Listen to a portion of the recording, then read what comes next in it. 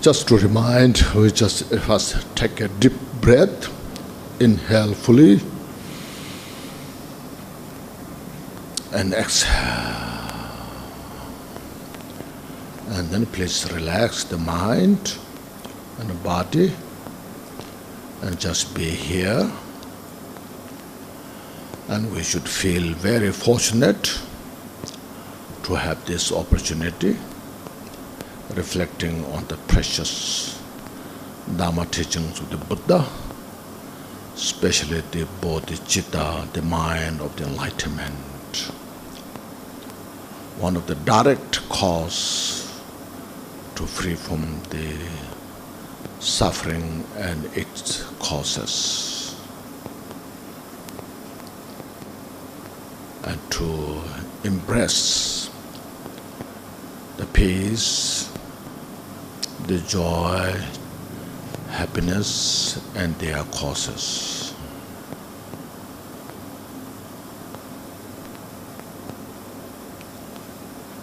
So we cultivate this thought, this precious mind, a priceless jewel, the mind, to attain to complete Buddhahood for the benefit of all sentient beings.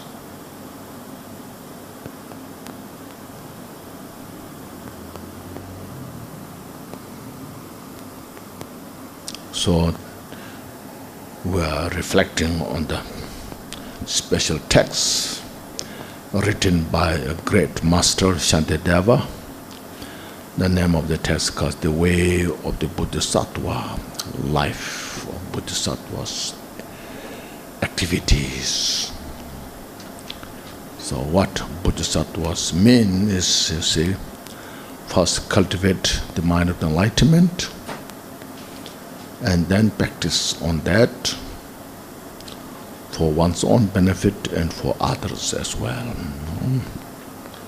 So this morning we went through some of the verses,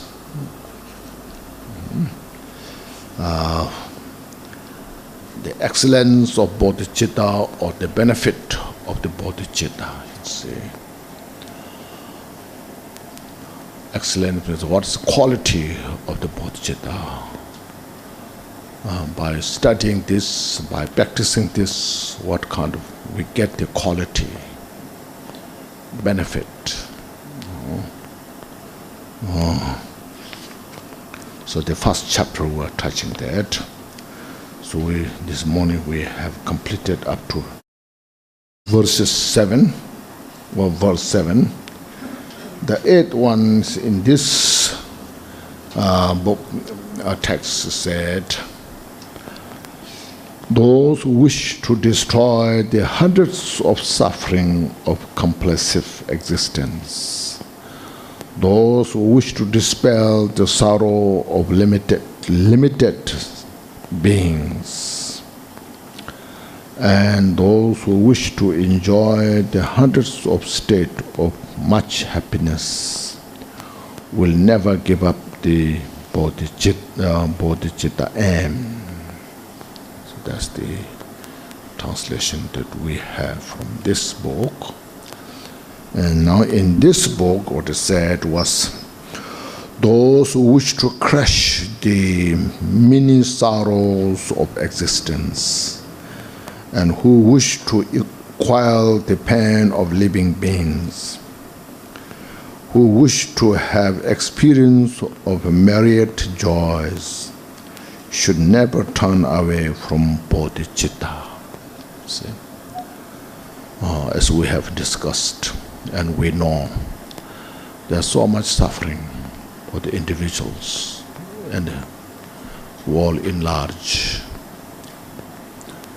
Those are rich, those are poor, those educated, those who are not educated, those who have a power and those who don't have power. Everyone. It's a lot of pressures from the suffering and the cause of suffering. See, Bossy, like we difficult to get a job. We're suffering, not getting job.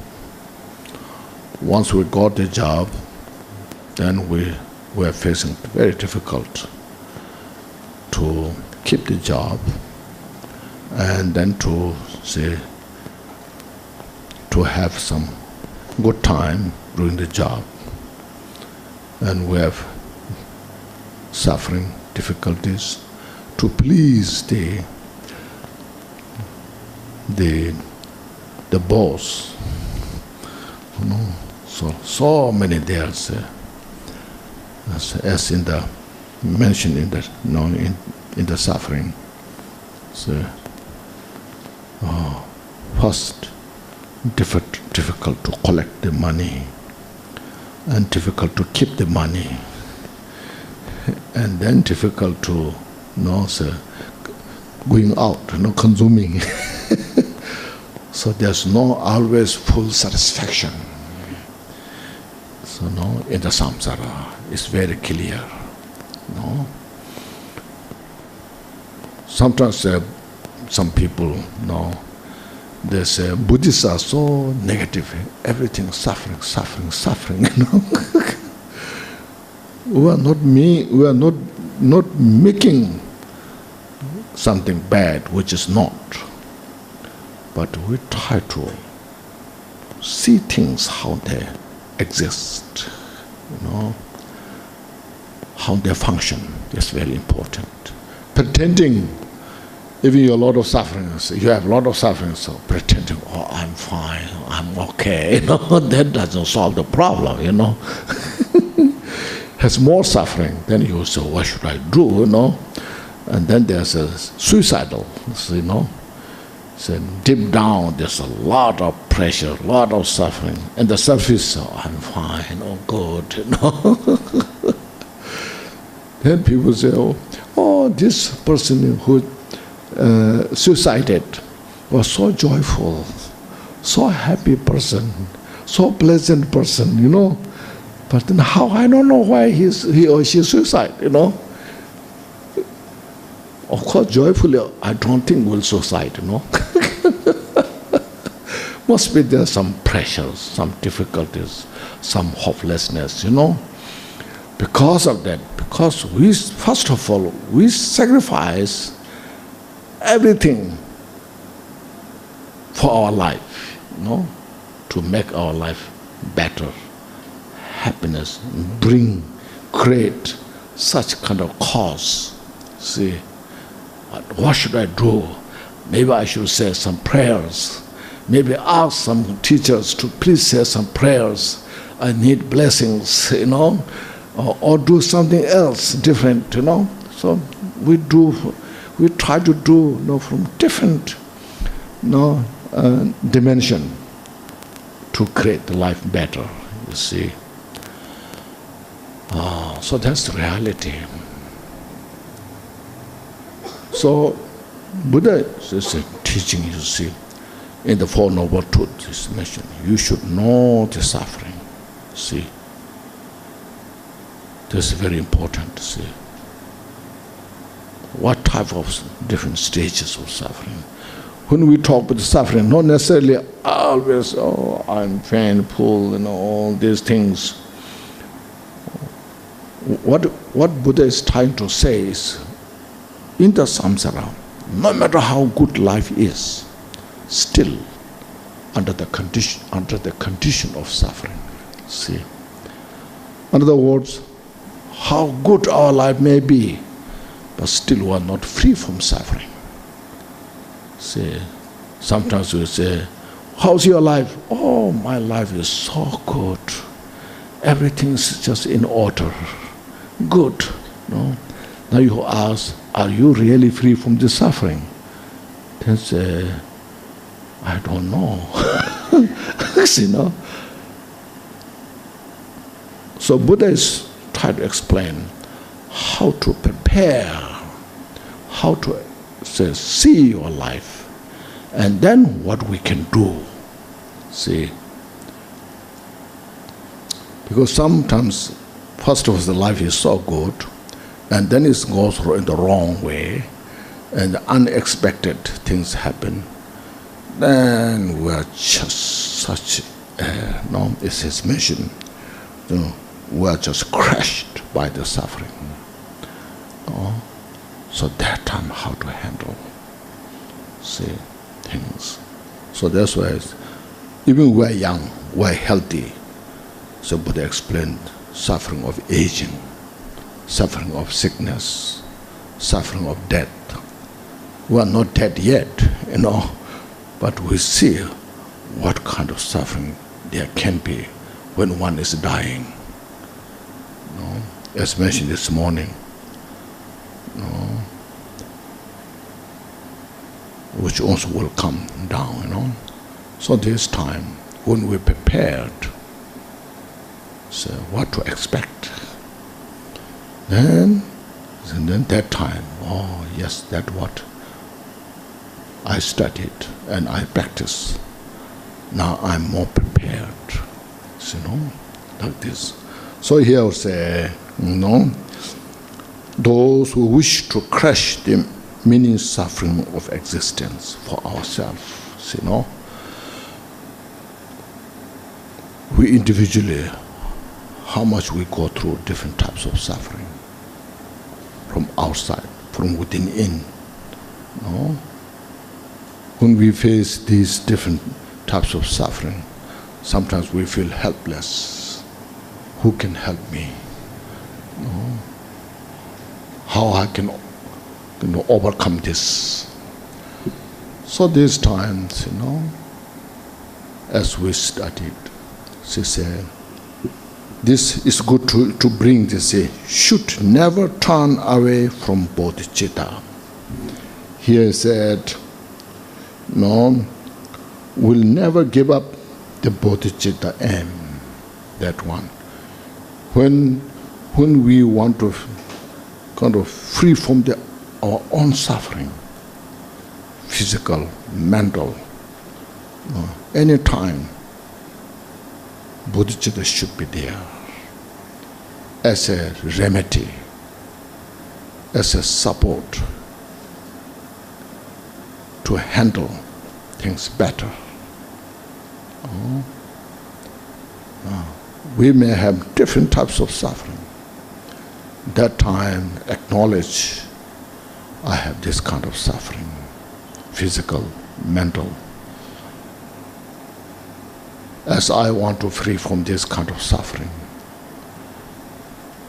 may every sentient beings not free from the suffering. May my suffering be sufficient, has enough power to alleviate the suffering of others. See, one way that. Then, when suffering comes, I have created a cause by myself, sometime, somewhere. May this suffering have enough power to purify all the negative karma that I have created. See? So I'm so grateful.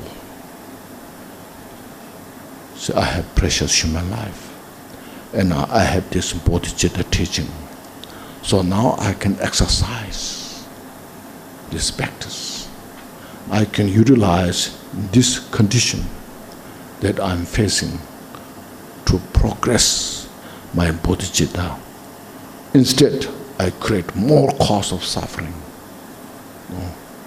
Sometimes when we are suffering, we blame to others. You did this, that's why I'm suffering, Otherwise, I'm just fine, I'm good, See, you make yourself perfect. The rest all made a mistake. See, but when we are Bodhichitta, see, who's encountering the suffering? I am the one. So I have the responsibility to accept this, practice this, so that I can help more others, not only me. So this is, see, it's so good to see. Then who wish to quell the pain of living beings and others. When somebody sees others suffering, there are a lot of suffering there. To help those individuals going through difficulties, they are also should never turn away from bodhicitta. Use that word. We keep the bodhicitta as the key, at the center, to as a remedy to handle the suffering of oneself and others. Develop greater compassion. So this is also important. Compassion and bodhicitta are two different. This is important. Compassion can have anybody, or anybody can have compassion, and has also. But bodhicitta, only in the Mayana. See?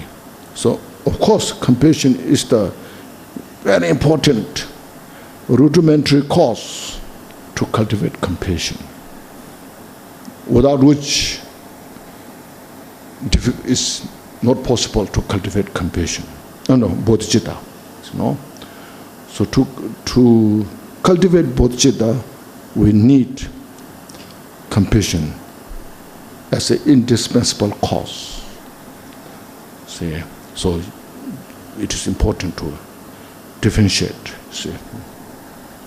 So with this, then so to free from suffering of oneself and other sentient beings, we need the bodhicitta.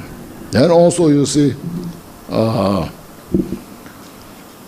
who wish to have experience of myriad joys or happiness, means happiness in the samsara, happiness in the nirvana, joy in the samsara, in the nirvana. So you should say, should never turn away from bodhicitta. So bodhicitta is the root cause for the peace and happiness for oneself and others in the samsara and in the nirvana. See, this is what is here saying is, instead of expecting some happiness from outside or somebody give you some peace and happiness, instead you yourself exercise bodhicitta, and there is the peace, there is the joy, even within in the samsara. It doesn't matter when you are practicing bodhicitta. Even you stay in the samsara, you don't mind. Maybe great bodhisattvas are so happy in the samsara. I can benefit so many sentient beings. It's better than Pure Land. See, so great bodhisattvas who practice in bodhicitta, who really convince the practice of Bodhichitta, they choose more stay in the samsara than going to the nirvana. This is what the practice of Bodhichitta is about, You will say, my suffering is little, small. I need to help all the sentient beings. In Pure Land, I know this, I have nobody to help. But everybody is happy. Now in the samsara, I have a lot of people to help. A lot of sentient beings I can help. So great Bodhisattvas, they choose. Because they have no fear, no expectation. Make sense? So that's the power of Bodhichitta, the excellence of Bodhichitta, the benefit of Bodhichitta, you see. More you expose yourself in the Bodhichitta, understand and practice, and then you have no fear anywhere you go. Because you see every sentient beings, their desire for peace and happiness, their desire to free from suffering. And I'm the most fortunate one who have the principal cause, how to free from suffering, how to achieve peace and happiness. See, Buddha Amitabha created the Pure Land, Gyaltsen, because of Bodhichitta. He cultivated such mind when he was as a monk, Bhikkhu Dhammakara.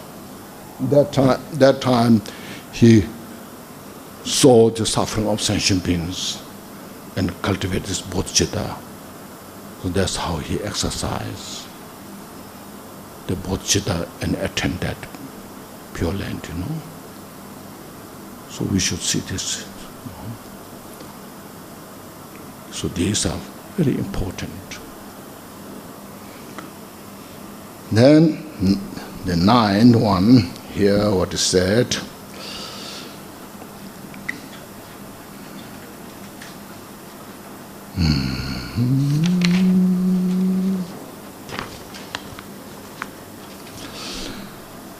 The moment miserable beings bound in the prison of uncontrollably recurring samsara develop a bodhicitta aim, they are called spiritual offspring of the blissfully gone and become figures to be honored by the gods of this world as well as by man. This man means human being, every human being. See. So here what we have is here, should bodhicitta come to birth in those who suffer, chained by the prisons of samsara, in that instant they are called the children of the blissful one, revered by all the world, by gods and humankind. See, like us, we have very dense delusions, ignorance, attachment, anger, so forth. But we have the precious human life. Now, at this time, you see, we have negative karma. See? So because of this, we are chained in the person of samsara. Yet, since we have precious human life, since we met Buddha's teaching, cultivate bodhicitta. I know where I am. My delusions are so powerful. And because of this, the suffering is immense. Myself and others. So within this state, I cultivate bodhicitta to attain complete Buddhahood for the benefit of sentient beings. Because I don't have other choice. No? Make this mind that way. There's no alternative. If I want to free from suffering, this is the only way. No? So make that mind. No? And when we cultivate that mind this way, that's called children of Buddha or the Bodhisattva. He has mentioned the children of blissful one means blissful one Buddha. And the children Bodhisattva, we become the Bodhisattva. See? So look at in front of Buddha. You attain Buddhahood by practicing this bodhicitta. And you help countless sentient beings. And here I am so grateful to have this opportunity. So in front of you today I cultivate bodhicitta as you did. And I will practice this mind. Myself to free from samsara, as well to free all the sentient beings from samsara. So, what a great, what we can achieve more than this. See, that's why it's, revered by all the world, by gods and humankind. Then everybody respects you. It's not because you wanted respect, but naturally. Because you cultivated the mind, see, to benefit all sentient beings. Here saying the gods and humankind, they are in the higher realm in the samsara. Of course, there's beings in the hell realm, hungry ghost, animal. They needed most help. So not only them, even the gods, humankind, they also appreciate, respect. So look at this,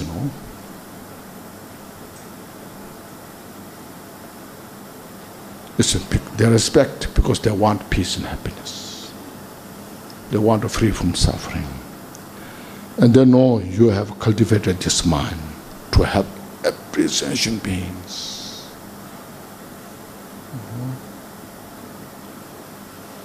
So they have such great hope. So you will do the job. As you see nowadays in America, there's an election. There's candidates. They're saying, I will do this, I will do this, So here we Bodhisattva, I will help all sentient beings, So you are a candidate to become Buddha.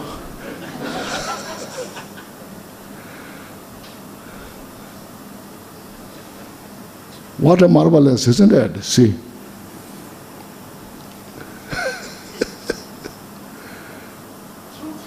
Yeah. You agree? Agree. You see? This is real a path free from suffering. It's called joyous path. This is called the perseverance that Bodhisattvas enjoy. Even going through a hard, tough time, it's a challenge. It's a purification.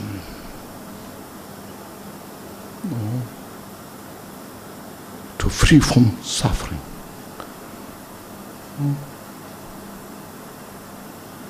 all the mental delusions are through this purifying. All the shortcomings we have mentally, purifying. We are very limited in many ways. So those limitations can purify by practicing Bodhichitta. So it's a courageous work, a courage built on wisdom and compassion. Skillful means. See, courage is not built on the base on the delusions, ignorance, arrogance, but built on the base on the compassion, wisdom, and skillful means, you see. So when Bodhisattvas who cultivated this mind, practicing this, so there is such kind of mental power. No matter how much you face difficulties, never turn away. So they're called, have the indomitable courage. That courage cannot be kind of discouraged by any other means, because you know it. The wisdom is there, the compassion is there, the skillful means is there. No? So see, for like now the 10th one, for like the supreme substance, first I'll read this one, sorry. 10th one, yeah. Like the supreme creation of a gold-making elixir, this unclean body, having been taken, will be transformed into the priceless gem of a triumphant one's body. So firmly gain hold of what is known as Bodhichitta. See here.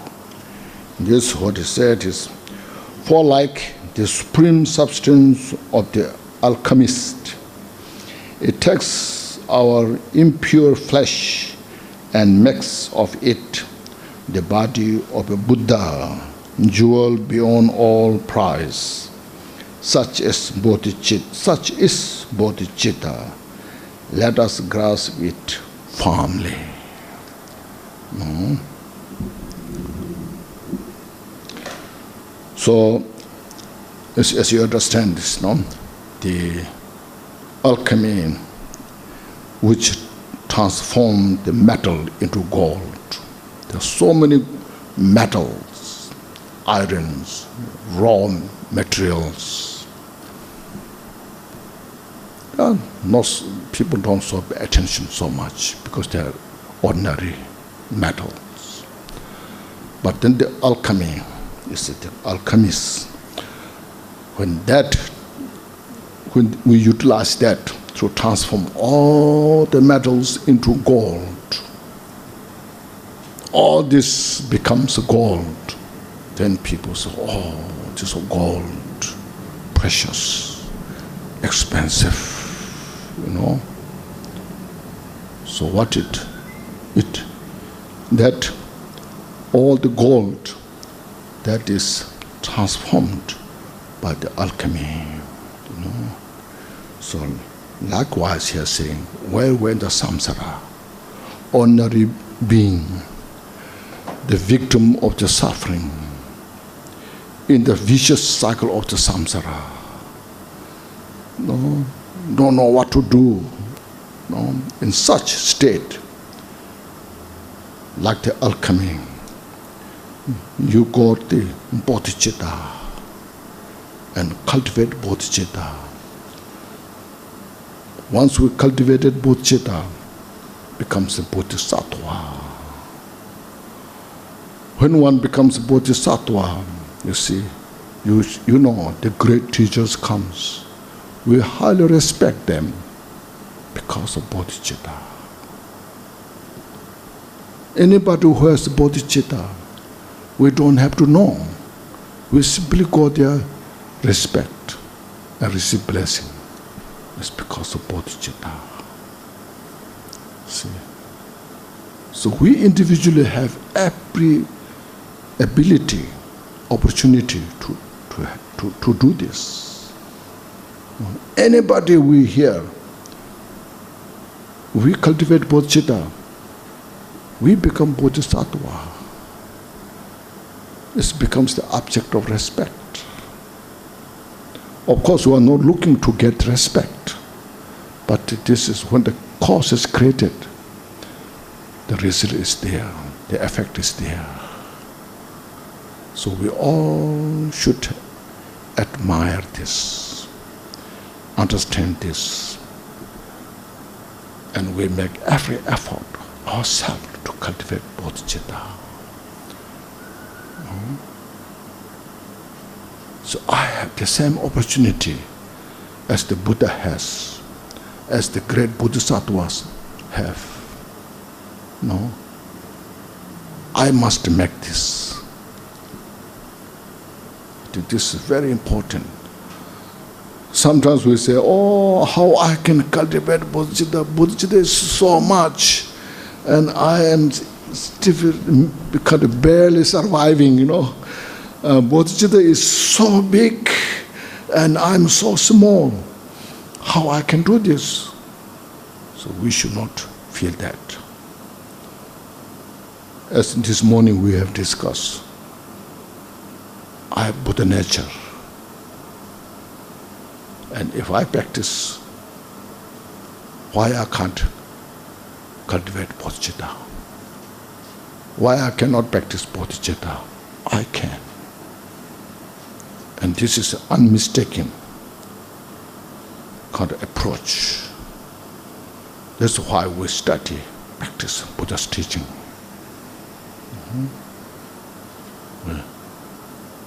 Everybody should cultivate bodhicitta, embrace bodhicitta, and then you rejoice.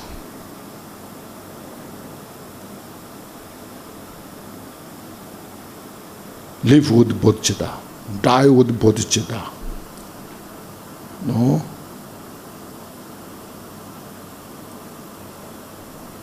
So never give up bodhicitta.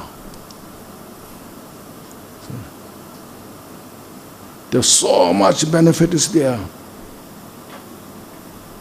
So as soon as, in some other text mentioned, as soon as we cultivate bodhicitta, you become bodhisattva.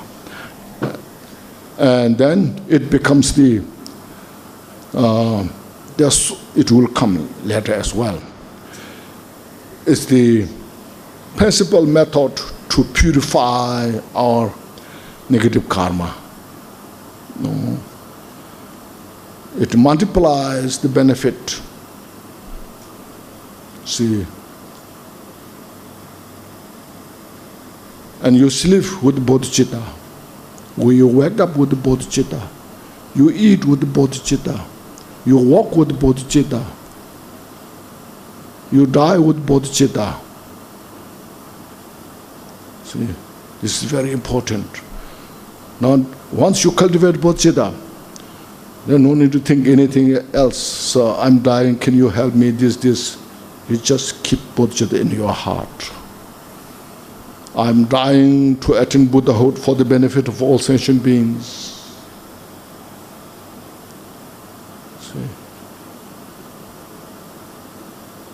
If you are sick, I'm getting sick for the benefit of all sentient beings. May every sentient being free from this kind of sickness. So like this, you see. This kind of the center of the practice is there. As we are Mahayana practitioners. Bodhicitta is the core essence that we take in the heart. No? Revered by all the world, by gods and humankind. And then say, such is bodhicitta, let us grasp it and firmly see. Never give up.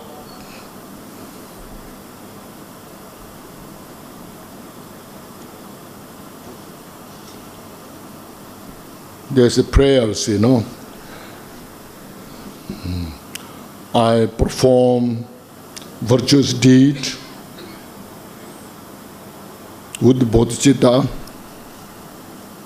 until I become Buddha. I perform virtuous deed with body, speech, mind until I die. I perform virtuous deed with the body, speech, mind until tomorrow, this time. See.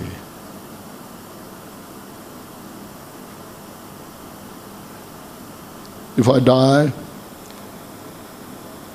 so I'll die. One day we'll die, no matter what we do. Even we live 100 years, 200 years, we have to experience the death, you see.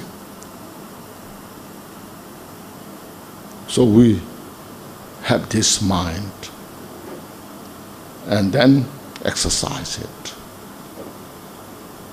How to manipulate our confusion within the wisdom, within the compassion. See? So say, let us grasp it firmly.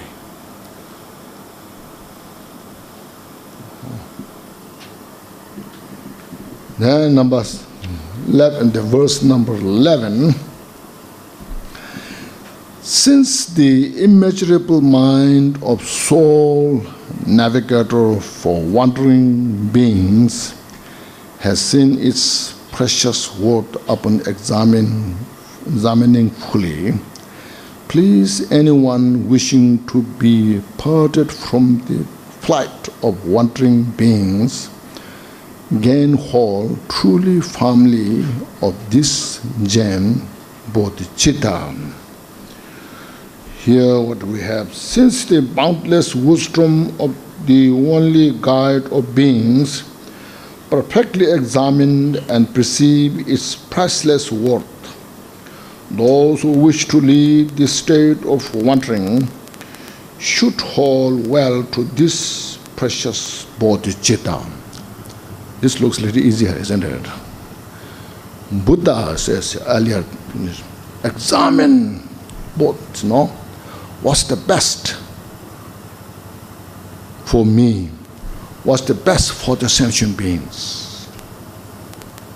Life after life for 3 limitless eons. See, since the boundless wisdom of the only guide of beings is the Buddha, no? Perfectly examined and perceive its priceless worth. So Bodhichitta is the priceless worth. We say diamond, blue diamond, no? Said,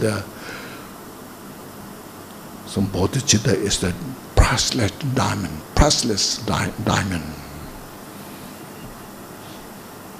There's no price beyond the price. So Buddha saw this. Why we treat diamonds so, or gold or diamonds are so precious?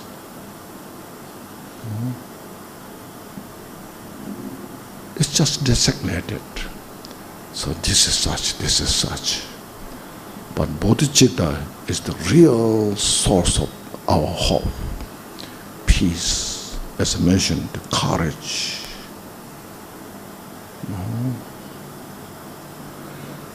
Just for example, sometimes we say there's a ghost. Ghost is coming next to your door. You are so afraid. What should I do? There's a ghost.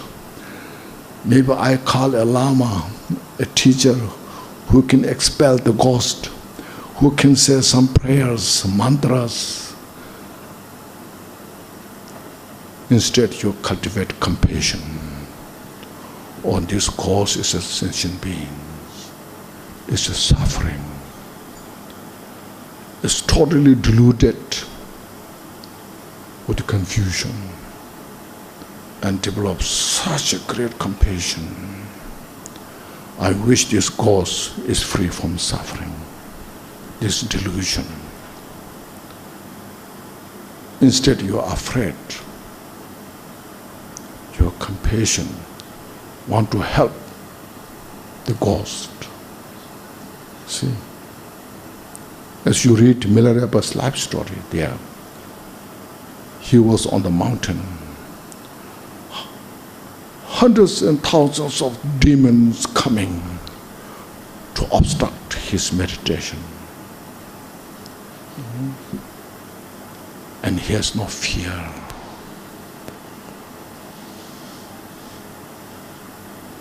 So you say, you drink this water of my loving kindness. Pacify your mind. You drink the nectar of my compassion. Pacify your delusion. You drink my Bodhichitta, the water of the Bodhichitta. Make your mind to free from Samsara. No. So he gives these teachings. No.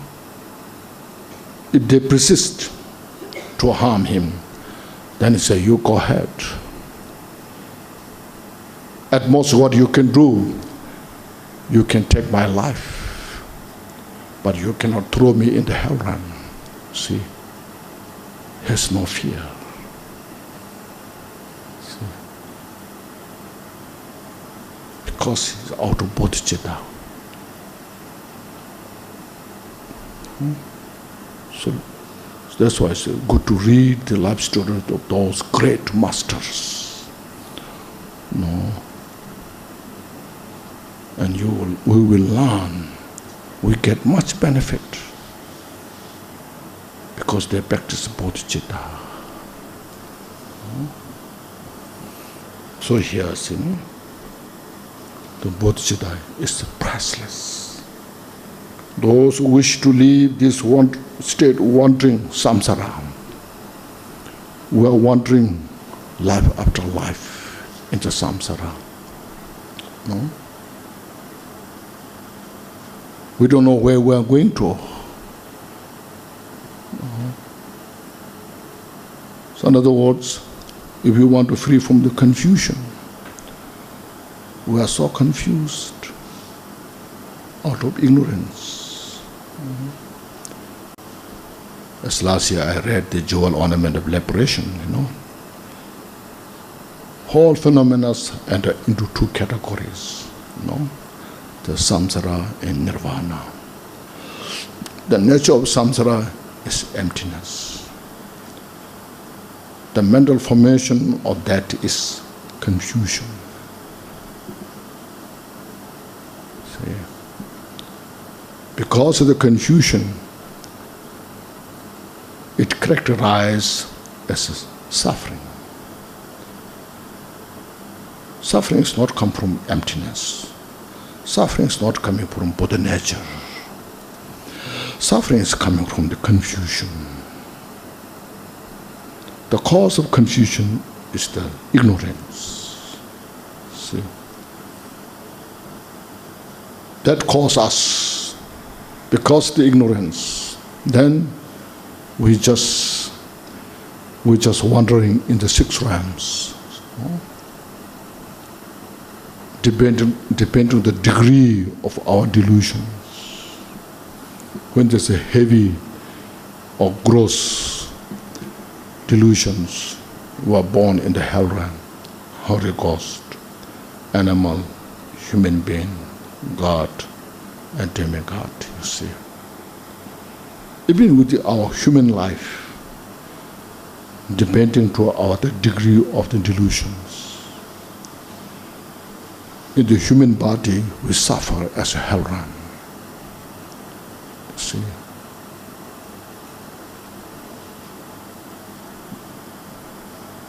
So it's all, as I mentioned, the mind. It's the mental journey.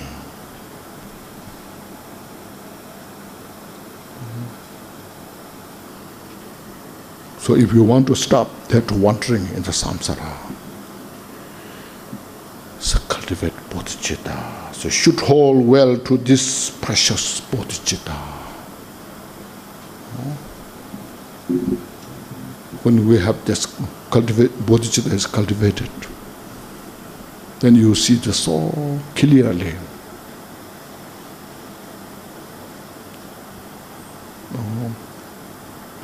How the samsara is created and how we can free from that. It takes time to purify our mental delusions. Even though they are empty, but we are so habituated. Our habit in this samsara is very strong. So that takes time to purify, but we can do it. First of all, they are just delusion. Secondly, their nature is emptiness. As soon as you realize emptiness, these delusions exist nowhere. And they are impermanent. See? And we're Buddha nature. So Buddha nature is the inseparable nature of the clarity and the emptiness. That's why when we meditate on this, clarity, emptiness, and delusions have no place to abide. See? So our nature of the mind is manifested. When it's manifested, delusions have no any place left. So embrace this bodhicitta.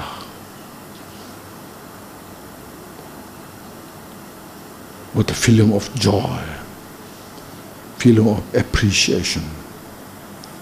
See, I have this precious human life.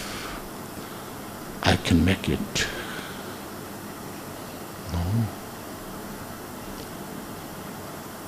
Sometimes when Rechungpa, Milarepa's second disciple, Rechungpa, when he leaves other places, Milarepa says, he went with this wonderful companion. People ask, what's that? Bodhicitta. No. If you're traveling with the bodhicitta, always there's a joy, peace, happiness. We are not lost.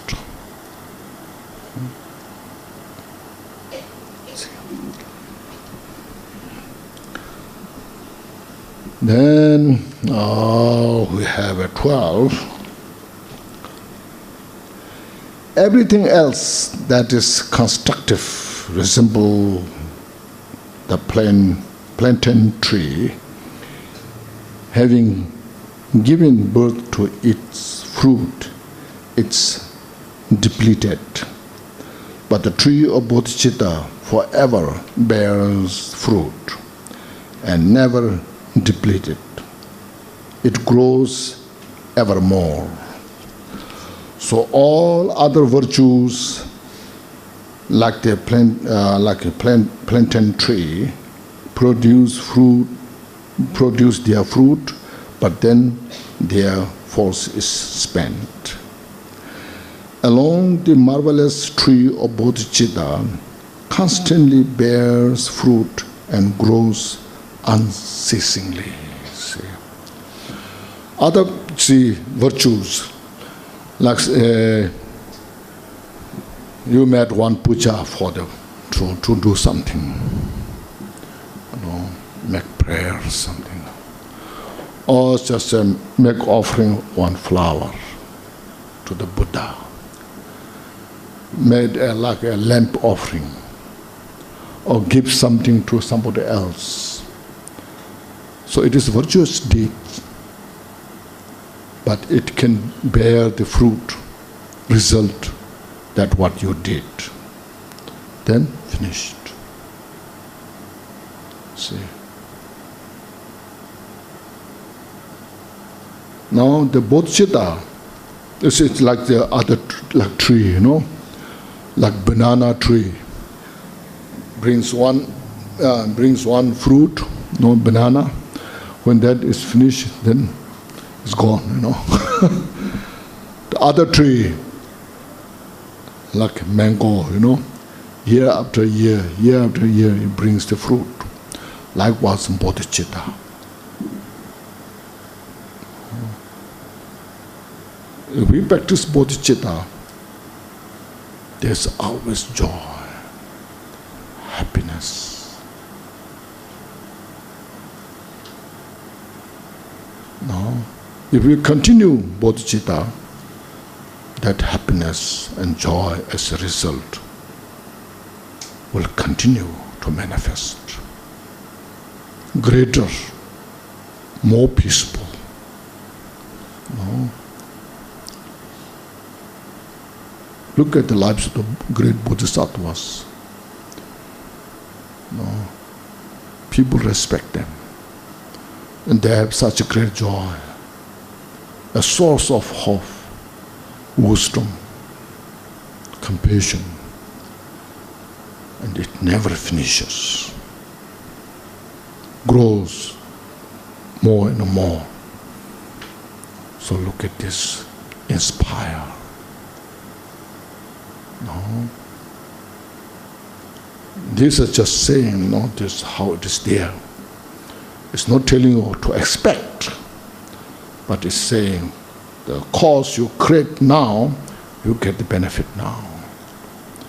Sometimes we say, oh, maybe I have no karma to cultivate bodhicitta. Maybe I have no karma to practice dharma. Who created that karma? Who has not created that karma? We are the one.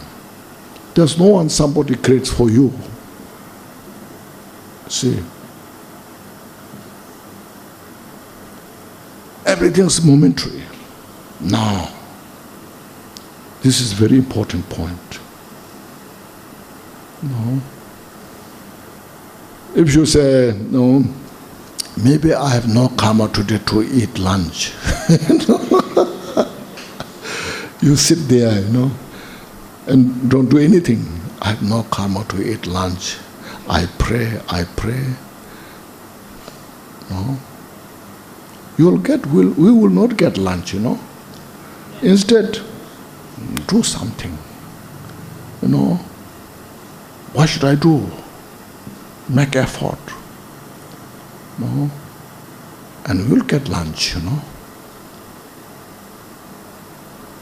So same thing, bodhicitta. Everyone has the opportunity to cultivate bodhicitta. It's a matter of time. Because we have Buddha nature. See? So saying, along the marvelous tree of bodhicitta constantly bears fruit and grows unceasingly, get better and better, brings more benefit. See, greater benefits. So that's how it's important. Again, read the life stories of great masters.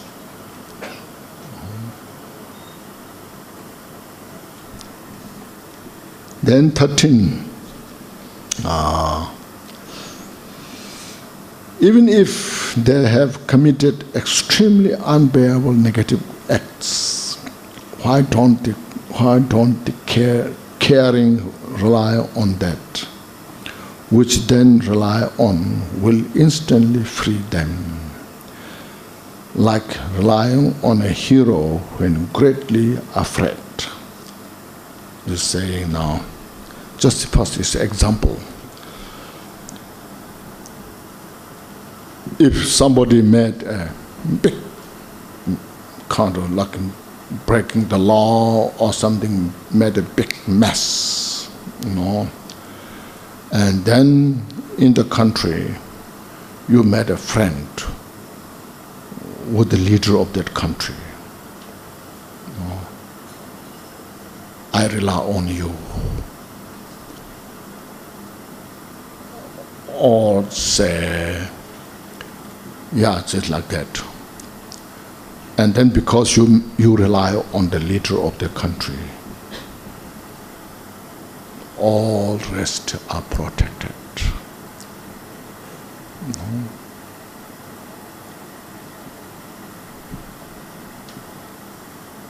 Or say you are making war, no, and you met a friend with such powerful people, and when you go to war, and you ask those powerful individuals, can you help me to defeat them? And they will help you.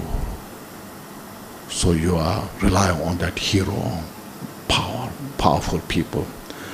Likewise, due to some our stupid ignorance, we made a big mistake, made a negative karma.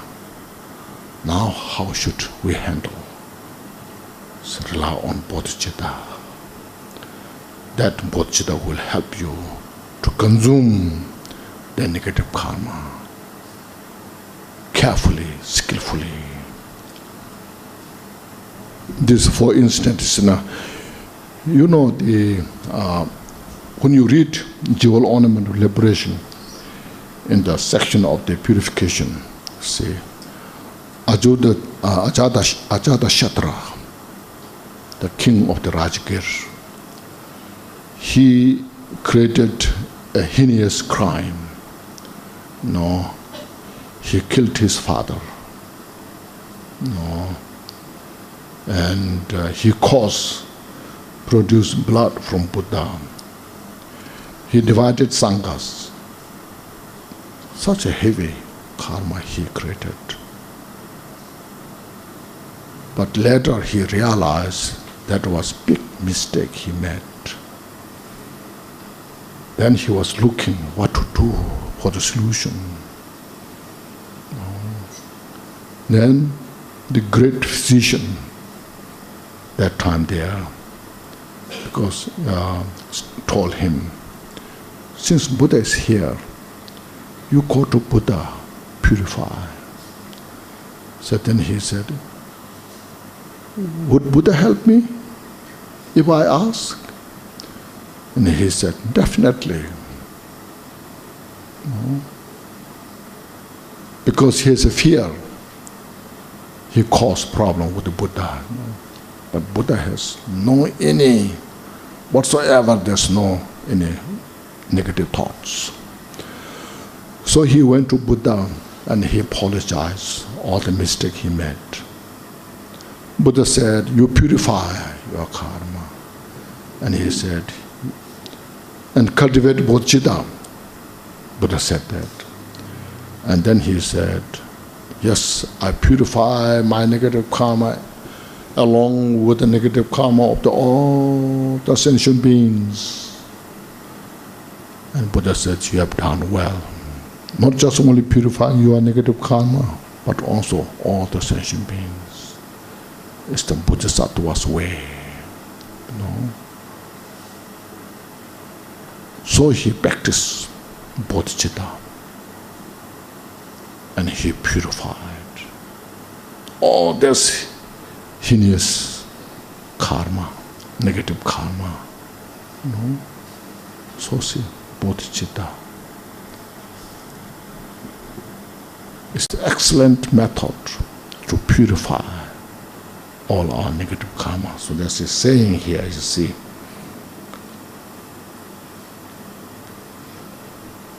Instantly be free through having bodhicitta.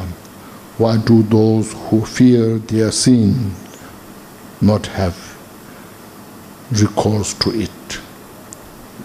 So why not we cultivate bodhicitta and purify?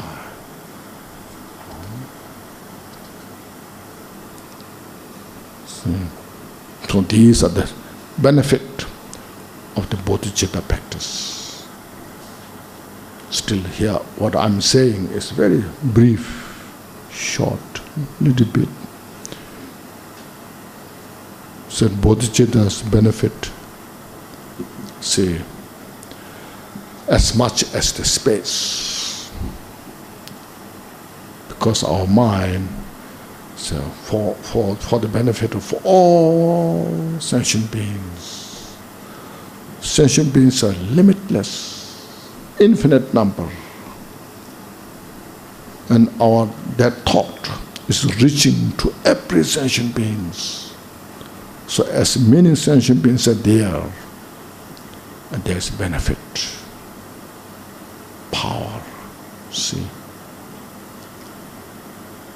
So our Buddha nature is infinite. So to realize the infinite nature of the Buddha nature is the Bodhichitta.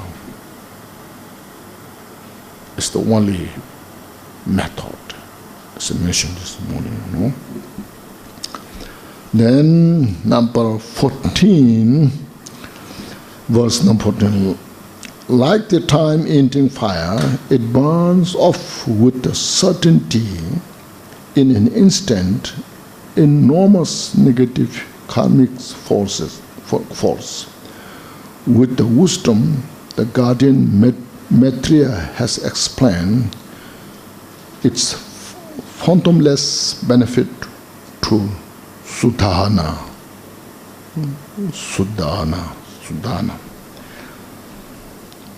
Just as by the fire that will destroy the world, great sins are surely and at once consumed by it. Its benefits are thus unbounded, as the wise and loving Lord explained to Sudhana. See, so the example is given as the fire which consumes the world. It means at the end of the world, the fire consumes whole world. You know? So like that fire, which consumes the world, it's the same as when we cultivate bodhicitta, it consumes all our negativities, negative thoughts, negative karma, purifies. Say here loving Lord is the Maitreya. The Maitreya, you know, so loving Lord Maitreya, who has great wisdom, explained to Sudhana. There's a sutra, which explains maybe 230 different benefits of bodhicitta practice. Though some are written in the jewel ornament of liberation, if you read there, you can find there. Benefit of oneself, others, and benefit of the developing positive qualities, benefiting the purifying, reducing negative. So that, and then say number 15. Bodhicitta is to be known in brief. So up to first he said, up to this is benefit or excellence of bodhicitta of general aspiration, action. And we should also say ultimate bodhicitta as well. Say, since you have heard of Mahamudra, ultimate bodhicitta, when you practice this Mahamudra as the ultimate bodhicitta, that meditation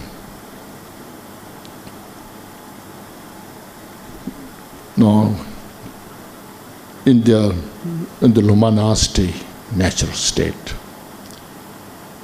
when you maintain that, all this obscurations has no space, no place to abide.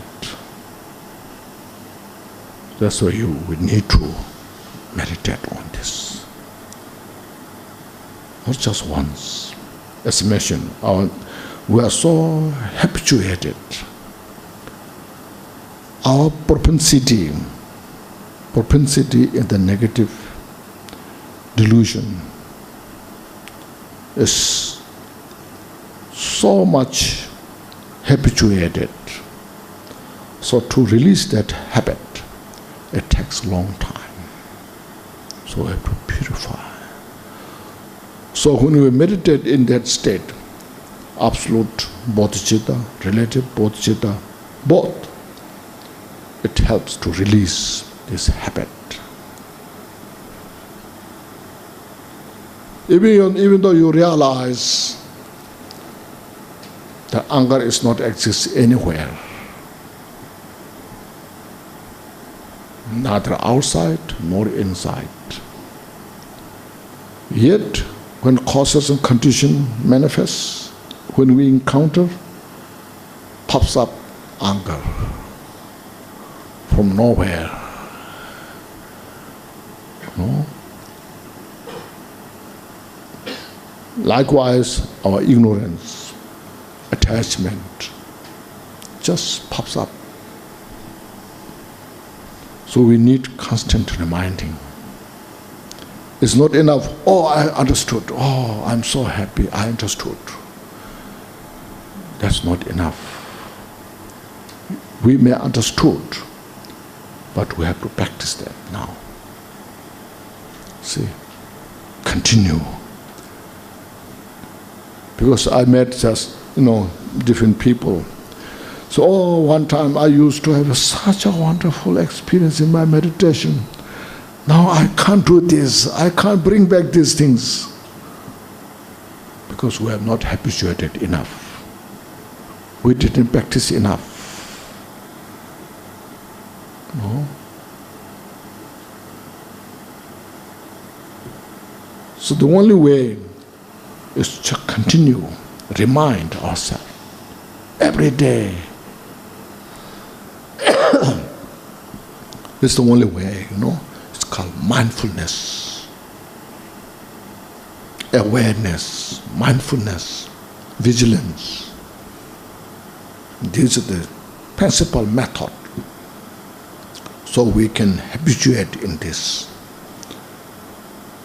See?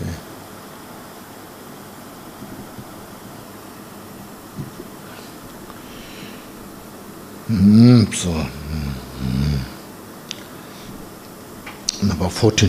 Is number 14? Yes. 15, Bodhicitta is known very brief. Okay. Then next is, now from here, different classes of Bodhicitta. Here's explaining. Bodhicitta is to be known in brief as having two aspects. A Bodhicitta aim that aspires to enlightenment, and a bodhicitta that's engaged with the attaining enlightenment. So here, bodhicitta, the awakened mind, is known in brief to have two aspects. First, aspiring bodhicitta in intention. Then active bodhicitta, actual engagement. So this is in the relative bodhicitta. Relative bodhicitta is the two aspects. See. Now if you read other books, as like in the Jewel Ornament of Liberation, there's like 22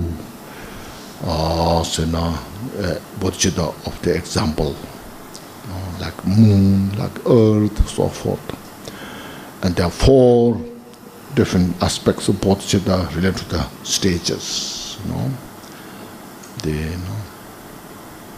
The first, second path of accumulation, especially part of application, is called bodhicitta of aspiration. Yeah. And then the third part of seeing has the bodhicitta of the free from free from fabrication, you know. And then the Bodhichitta of the 8th Bhumi, and then the perfection, the perfected Bodhichitta, Buddhahood, so 4 like this. Now this here, they classify into 2. The aspiration Bodhichitta and the action Bodhichitta. It's called action, engaging. Sometimes you say action Bodhichitta, here said active Bodhichitta, or you say engagement Bodhichitta. Say practical engagement. Since it is coming next, so I read this,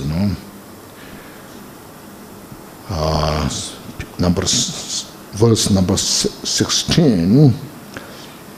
As is understood by the distinction between aspiring to go and actually going, so the learned understand the distinction between these two to be as if stages.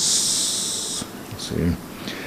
As corresponding to the wish to go and then to setting out, the wise should understand respectively the difference that divides these two.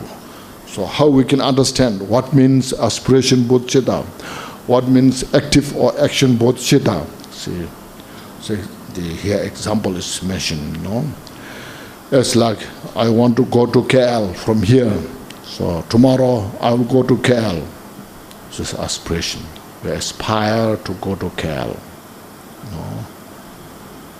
Likewise, I want to attain Buddhahood for the benefit of all sentient beings. First you start that. Then, so how to get to KL? Either you take flight, or take bus, or train, or you drive. So today you prepare to get to KL, So first we need aspiration, wanting. You want to attain Buddhahood. So you want to go to KL for certain thing. So now how you get there? As I mentioned, use those anything, Now, sir, how I can become Buddha? I wanted to become Buddha.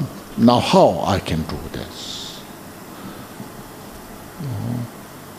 Then you say, now you pursue how you attain, how to become Buddha. The three trainings. See, the training of the moralities, the training of the meditation, samadhi, the training of the prajna, wisdom, awareness. See? So these 3 trainings are if you enlarge the 6 paramitas. See the paramita, the generosity. As I mentioned, generosity, not just only giving wealth, but giving fearlessness, giving support, giving skillful means, all that which are helpful to others, giving your time, resource, anything. So you exercise this, because we are practicing Bodhisattva to attain Buddhahood for all the sentient beings. In other words, you want to extend your Buddha nature, because our Buddha nature is right now in the cocoon of the delusion. We are trapped in delusion, So we have to discard that cocoon. So this is the method, how to discard the cocoon, and get rid of this, and maximize your bodhicitta in the infinite way. Start this way. Basically, to free your mind Our mind is trapped in the delusion. So free the mind from this delusion. It's a joyous path. See, when you give something means you feel joy. You feel good. See, it's a joyous practice. Source of peace. See, when in the street somebody needs help and you help that person and that person says thank you and you feel so good. So I could do something. Just example. You know?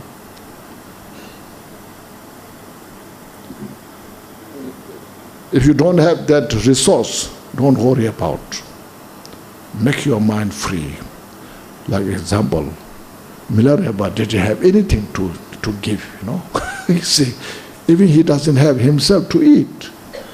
But he's perfected his practice of generosity. Because his mind was free. No?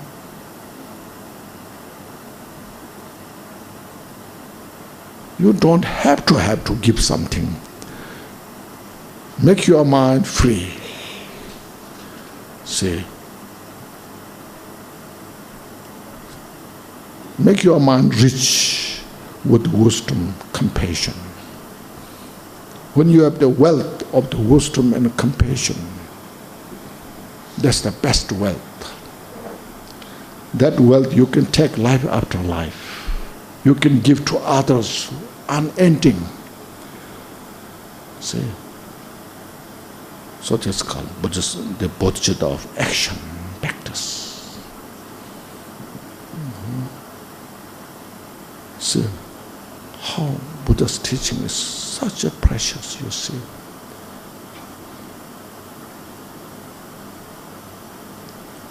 As mentioned, Buddha's teaching is universal. It is not a culture.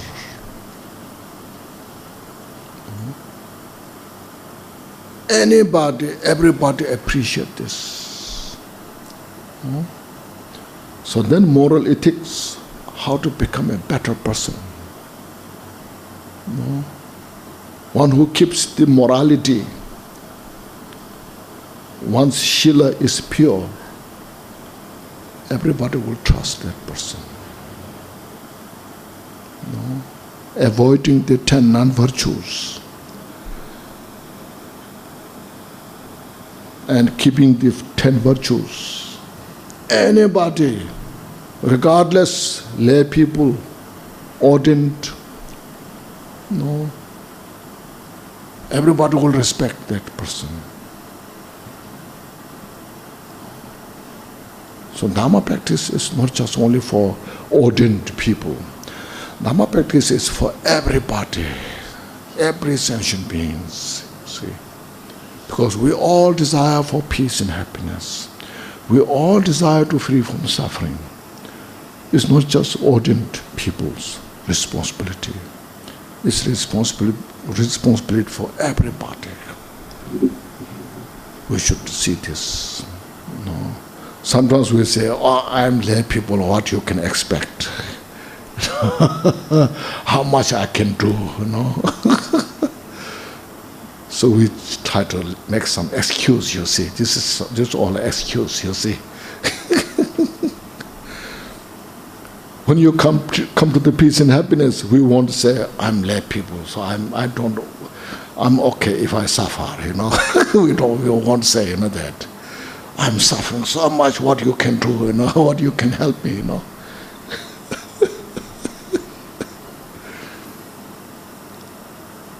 So everyone has the same responsibility. See, make sense? That's what Buddhists were talking about, saying Buddha is not a creator. See, Buddha is the teacher. See, who taught all the causes and the conditions, both in the samsara and the nirvana. See, I don't want to do so much, but I want everything. This is not a practical thing, you know.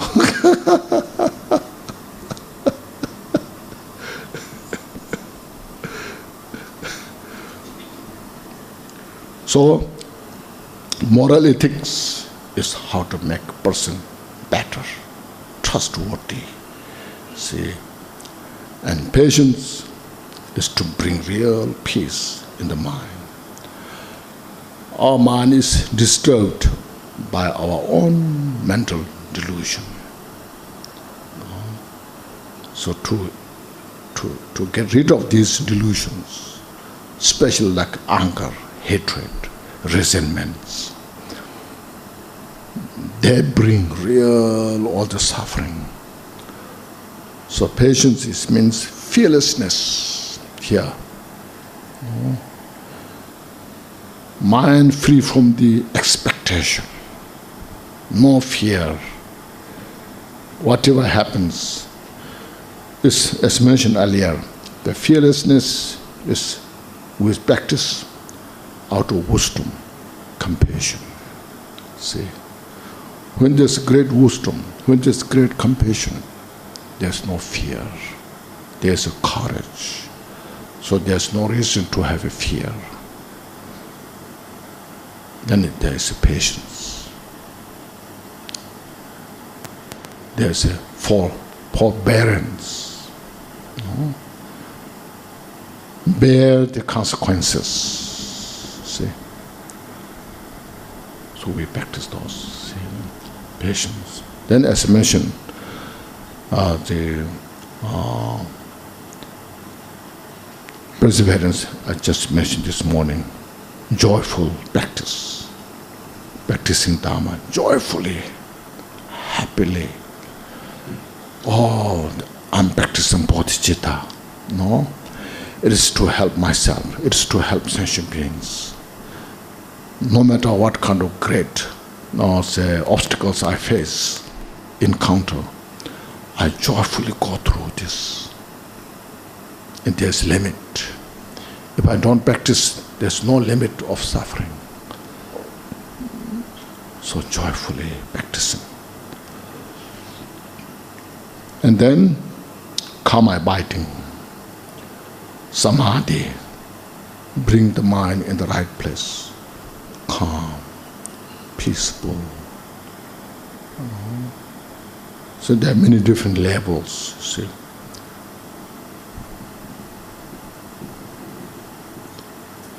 All this to practice this, the impermanence is very important topic to bring in the mind. Everything is impermanent. Even, you see, Milarepa, as I mentioned last time, even Milarepa, who was practicing the 6 yogas, Naropa, Mahamudra, all those, what you call the very highest yoga, tantra, all those practicing. But impermanence is one of the very important practice in his daily life, in every day. You remember that, He has only one pot, clay pot, to cook the nettles. So one day he moved from one place to another, and he took his clay pot to cook the nettles. That's the only possession he has. So on the road, there is rough. It's a lot of rocks. There's nobody goes around, So the trail is very rough. So he fall down on the ground and broke his clay pot, the way he cooks the nettle. And that moment, his kind of recollection in the impermanence becomes so fresh. So this is what means impermanence. It's not just intellectual, it's experiencing.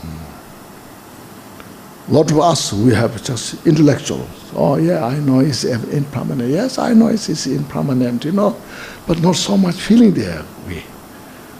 For Milarepa, it became a life teaching. No, because in his mind said, this is my clay pot where I cook the nettle. This is how I survive, you know. There's some kind of like say, this is mine, you know. And that moment it's broke, it destroyed all that concept. See? All his kind of concept of the mind is dissolved into that emptiness.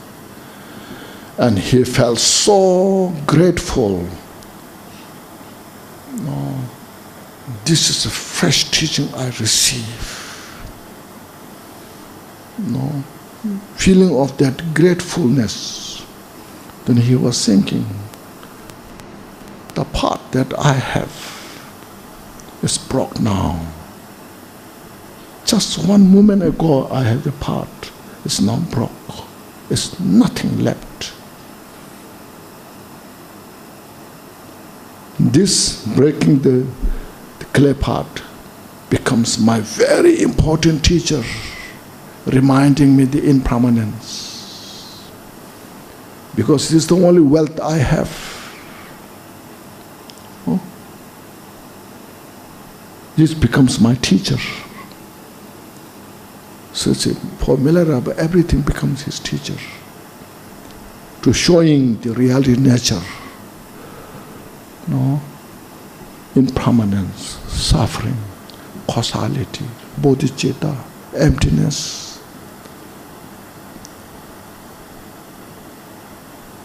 He said, this now gives the example, teaching this precious human life is like this clay pot.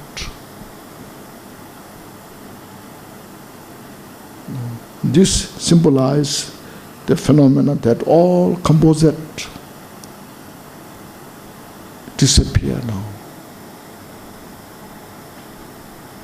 So he said, I'm so grateful of this teaching. So he just completely, should say, enjoying that realization of the real fresh impermanence. He was not worrying, now what should I do next, where I can get the next clay pot. He was not worrying. Just example, just look these things. We may not have such a kind of courage, wisdom, ability as Milarepa have, but at least we can take some example. Milarepa did this, so I can handle also this much. So look at those.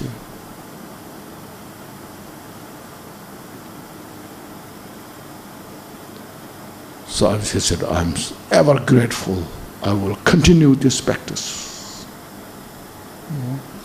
So that's how our practices, we should do that, It's called practice. Understanding should be side by side.